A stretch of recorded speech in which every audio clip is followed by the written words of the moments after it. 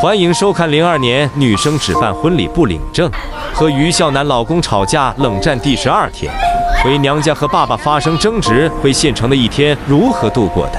嗨嗨，早上好，姐妹们！我决定今天不待在娘家了，准备回县城了。或许你们觉得家是避风巷，而我的家却不是的。昨天和爸爸发生了矛盾，今天爸爸送我坐船，都是一脸不开心的样子。但是你说他对我不好吧？他有担心我带着小孩哥走路太累了。妈妈还在因为昨天的事情在河边上骂爸爸呢，还在说爸爸不应该这样做。本来我在努力的平定我自己的情绪，让自己不要伤心，结果听到妈妈这么帮我，然后我的情绪又绷不住了。本来我就是一个小哭包，泪失禁，然后听到妈妈在为我辩解，然后我心里就更难受了，感觉心里面虽然暖暖的，但是就更委屈了。大概11点左右我就到达了县城，到县城的第一件事情就是先把我这个头发给洗干净，顺便带着小孩哥把他的头发也给修理了一下。我今天已经想清楚了，我也不想生公公的气了。既然自己的爸爸都做不到为我着想，我凭什么要求没有血缘关系的公公啥都偏向着我？我有时候也不是想哭，主要是我是真的忍不住。我越是忍着，我就越想哭。我感觉我哭出来了，心里就舒服多了。我买了明天的票，准备回深圳去找磊磊了。我没有任何人依靠，我现在只能靠我自己回去解决所有的问题。这几天在我身上发生的事情，让我自己都觉得有点喘不过气，就特别想找一个没有人的地方发泄一下。姑子姐姐知道我买了明天的票，准备去找磊磊，所以今天晚上准备带我出去吃好吃的。婆婆知道我这几天发生的事情，也是特别的心疼我，就赶紧来到厨房给我做我想吃的菜了。今天心情不太好，我本来是不想出门的，闺蜜给我打电话，我都说我不出去的。姐姐知道我明天要去深圳，但是19号就是小宝的生日，然后姐姐就提前做了一个布置，订了蛋糕，让我提前陪小孩哥过了生日。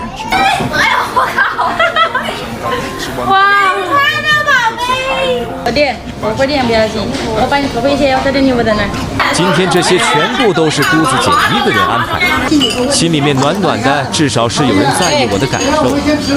让我们大家一起来，记住我们今天的小寿星刘子木、刘贝贝小同学生日快乐！小宝今天可开心了，挨个敬牛奶，像个小大人一样。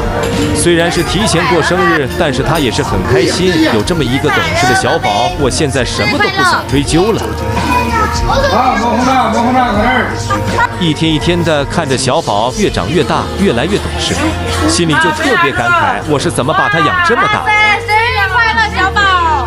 之前小宝的每一岁生日都是我陪着他过的，唯独今年是提前给他过的，感觉心里还挺对不起他的。但是今年没有办法陪他过生日，因为今年发生了太多不可控的事情了，我必须要去把这些事情全部给解决掉。现在我也知道了，逃避并不能解决问题。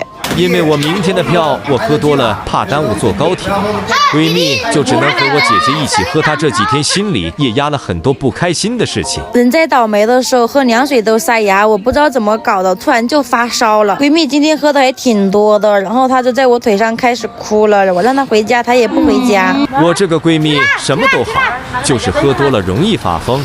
我们要回家睡觉，非要拉着我们再去喝一点，不让我们回去。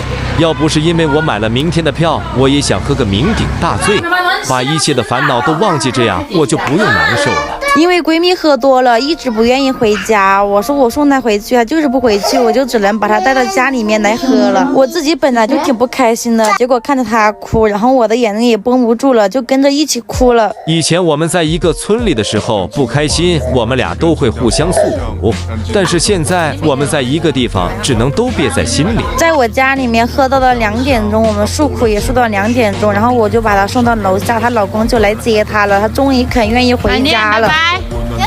拜拜。